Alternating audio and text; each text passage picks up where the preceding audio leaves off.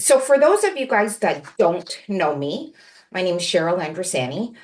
You have likely found your way to me from the Neville Goddard Mystic Teachings Facebook site. Because I've been a moderator now for 3 years, it has really caused me to understand the teachings on such a deep level. Anytime a post came in for approval, us as moderators, we have to do our research and make sure that we are giving the correct information. So because I was doing research every day, multiple times a day, it really helped me to understand the teachings on a deeper level. I've been trying to understand law of attraction since 2009, around the time when The Secret came out. And I had some really good manifestations come from that. But the one thing is that they were not consistent.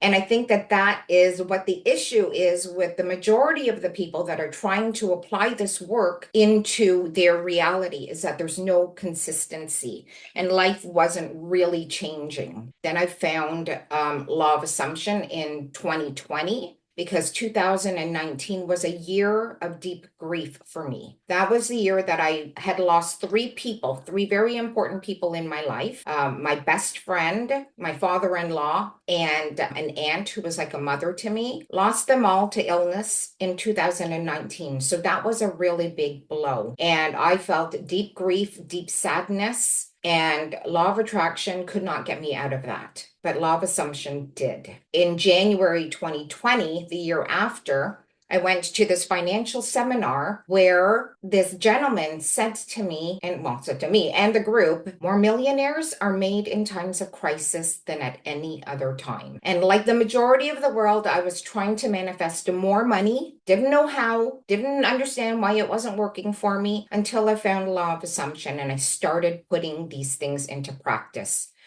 Now, because I had just come out of a year of deep grief, I thought, you know what? I've been given an opportunity to live my life, and my loved ones didn't have that opportunity.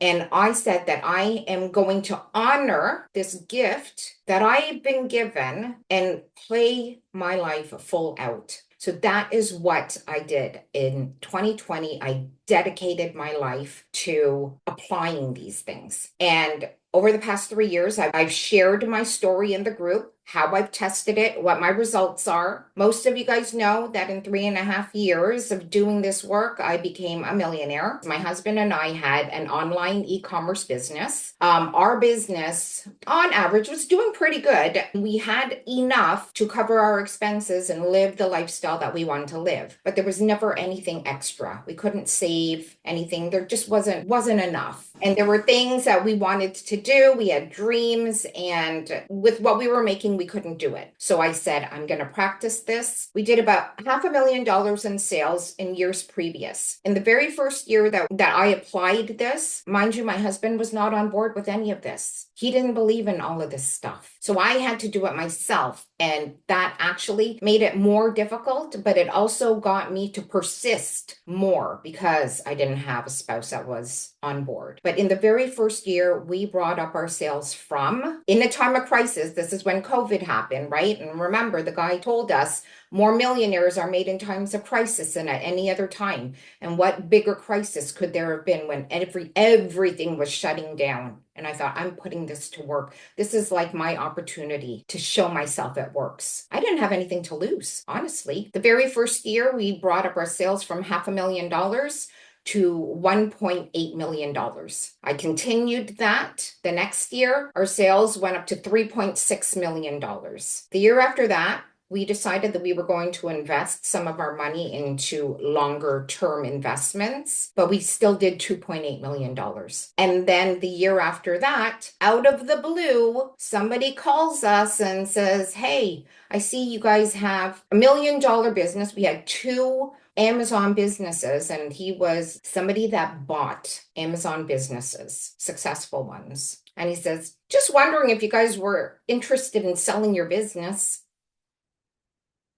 That wasn't even a thought. This random person just called us out of the blue and planted a seed in our head. And my husband saw how much I enjoyed helping people online, helping them to understand the law of assumption. And because that's another thing that I was manifesting healing my marriage. There was a lot of blaming, complaining, judging between the two of us. And I changed my conception of myself as a wife, as myself as a mother. I changed my conception of what I wanted my marriage to look like. Then my husband started changing because I was changing. Okay. Everything stems from us. We have to understand that everything stems from us. I felt like I was an unsupported wife. I didn't feel supported at all. I was one of those mothers that did everything for the family. But then I started changing my story. I am fully supported. I'm unconditionally loved. And then the world started reflecting that. And so my husband said, you know what? Why don't we sell the business so that you can pursue your coaching career? Because I can see that that brings a fulfillment for you that this business that we had wasn't giving me. So that's what we did. We sold the business. We sold it for $1.8 million. Now I can do this work without having to worry about any money. Now I have the confidence and the faith in myself that no matter what comes along in my reality, that I can take it and I can work it. And just like how Neville says in The Potter's House, I think it's in The Law and the Promise, the potter. He says, you take what comes into your reality. The world is like the clay, and we are the potter, and we shape things the way that we want to experience them. Okay, so no matter what comes your way, the potter, Neville says, is your imagination. So you take whatever comes your way in your world and you shape it into what you want it to be, how you want to experience it. And you become that version of yourself. It is all within our control. We are working with a law. The law does not change. It is always working. It is absolutely impersonal. It doesn't care whether or not you're sad. It doesn't care whether or not you're happy. It doesn't care whether or not you're stressed. It gives you exactly the state of being that you are occupying. Okay, it is a law that we must learn to understand. And when we understand it, we can work it and use it to our advantage. Now, I have a son. I actually have 3 kids, and they all played hockey and soccer. They are rep players. They have to understand the game in order to be effective players. And there's all types of players in this world. There are players that are go-getters. They understand the rules and then they practice and they become masters of that game. Then there are other players that understand the game, they know the rules, but they're sitting on the sidelines, not really playing. They get out on the field and they're like half-assing it. How good are they going to be? And then there are people that don't want to play the game at all. And I decided that I am going to be a player that plays full out. I committed to understanding it. And that's what we're going to do here. Over the next month, we are going to be doers and not mere hearers only. I have a quote here. I've actually got a few quotes. In The Law and the Promise, this is from the Potter. It says, this is from Jeremiah 18, verse 2 to 4. And as you know, Neville always quotes scripture. And I don't know about you guys, but I grew up in a Catholic household where I feared God. I thought that the God that I knew was one that condemns, one that judges, one that punishes. But that's actually not true. And I have to thank Neville for bringing to light the true way that scripture meant to be understood. So he says, arise and go down to the potter's house. Okay, so he says the word translated potter means imagination. So he says, arise and go down to the potter's house, your imagination. And there I will let you hear my words. Our words are so important. Our words are like casting spells. That's why it's called spelling. We're creating. I went down to the potter's house and there he was working at his wheel. We take our imagination and we work it. And the vessel he was making of clay was spoiled in the potter's hand. And he reworked it into another vessel. He was working his imagination. He was making of clay. The vessel that he was making was of clay. So the world is the clay. And we're reworking this clay, our world, as it seemed good to the potter to do. So we take what we don't like in our world and we use our imagination to rework it because it seemed good to the potter to do. He says the only reason people do not believe in this identity of God and the human imagination, that's who we are. We are one with God the Father, but the Father is greater than I. He says, God, my Father and I are one, but my Father is greater than I. Or God and my Father are one, but my Father is greater than I. Meaning that we are one with God. We are God in human form, but we have this power greater than us. We are the operant power in our lives, meaning we are the ones steering our ship. We are the ones in charge of where we put our attention and awareness to. And then God the Father will back us up. This is why it's important that we don't need to know how things will come about, because that's not our job. Our job is to live in the state of the wish fulfilled. That's our one and only job here. What do we desire? And then what are we going to do in order to stay in that wish fulfilled? That's the beliefs that we have. Do our beliefs align with that? The stories that we're telling, do they match what we want to experience in this world?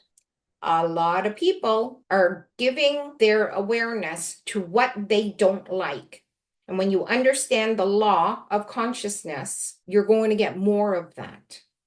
So it's really important that we take our world and shape it in the way that we want to. He says, the only reason people do not believe in this identity of God and the human imagination is that they are unwilling to assume the responsibility for their frightful misuse of imagination. Nobody wants to take responsibility for the stuff that happens in their lives. People don't think that the stuff that they come into contact with in their world was because of them. It's so much easier to blame another person. But when we allow that to happen, that means other people will have control over us. And that is simply not what we want. We want to have all the control. He says divine imagination has descended to the level of human imagination, that human imagination may ascend to divine imagination. Neville says God became man so that man can become God. God became us. And he lives through us, experiences life through us. And our journey here on earth is to discover that power again. And we're going to go through the fire here, but we take that fire and we mold it into what we want. We shape it into what we want. He says angels are the emotional dispositions of man and are therefore his servant and not his superior, as the author of Hebrews tells us. He says that our emotional disposition of man, that is one of our senses. The fact that we are able to feel. Why? I was like, why do we even have feelings? Our feelings help us experience things of this world, but they're also there to give us a world of information. Our feelings are there to help us, and we need to have this emotional intelligence. What is this feeling trying to tell me? And I would say to myself, if I am feeling less than good, then that means that I'm thinking a thought or I have a belief within myself that does not align with what I want to experience in this world. And so I paid attention to my feelings. What are my feelings telling me? Every time I felt excited, every time I felt good, that meant that I was living in alignment with what I wanted to experience in this world. If you're not feeling that, then that means you're not living in the wish-fulfilled state. The very first step in Neville's fundamentals is self-awareness. Are you aware? We need to pay attention. We need to watch ourselves like a hawk, be laser focused on what it is that we want. We use our feelings as our servant, okay? They are not superior. We use that to help us understand. It's information. And I heard just recently, I don't know if you guys are familiar with R.J. Spina. He very much is aligned with what Neville taught us. And he said, in formation. We're taking information in. It's in, and we're forming our lives with that information. So if the information that you're not receiving is what you want, we be doers of the word and we reshape it. We refocus. We do some self-contemplation and see, why am I feeling this way? Why? Why am I feeling this way? This is actually a journey, not of manifesting the things of this world, but it's actually a discovery of who we are. We really have to know ourselves, understand ourselves. We've been living with assumptions, living by assumptions that we've made throughout our whole lives. Most of those assumptions were picked up when we were in childhood, and we don't even realize that we're living by those assumptions. And some of us don't even realize that we can change those assumptions. Say the majority of the world doesn't realize this. They think that life is just the way it is, that whatever life hands me is the card that I have to play. You do have to play it, but you can rework it. That's the beauty of this work. Our work is always to take what life delivers us and rework it so that it matches what we desire.